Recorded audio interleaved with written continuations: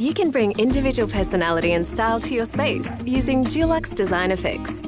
Here, we will show you the simple steps we use to achieve a unique decorating statement using Design Chalk Effect. Chalk Effect can be used to create many different looks. You can leave it as an ultra-matte chalk appearance or sand to create a vintage distressed look. To apply the Dulux Design Chalk Effect, you will need the chalk paint in your chosen colour, a quality paintbrush and a short nap roller. Depending on the finish you want to achieve, a fine to medium grit sandpaper may be required. Prepare your workspace with a drop sheet. Remove any handles from your piece of furniture and set them aside for later. Wipe down the furniture with a damp cloth to remove any dust. Depending on the surface you're painting, a prep coat may be required. To create a two-tone distress look, use the colour you want to show through underneath your feature colour first.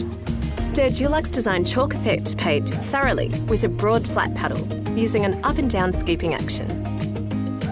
Start by applying your first chosen colour with a brush around the edges of your furniture piece. Then finish the first coat with a short nap roller. Allow the paint to dry for 2 hours. Then apply the second coat and allow to dry. For your two-tone distress look, now apply your top coat chosen colour. Apply one coat of the second colour. Wait at least 2 hours before sanding or distressing. For an authentic distress look, sand areas of the surface that would most likely wear naturally, like corners or raised features.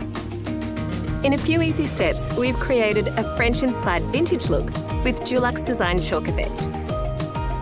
This look is perfect for furniture pieces throughout the home. For further Design Effects inspiration, see the Design Effects brand page. Visit the Dulux website at dulux.com.au/Design Effects.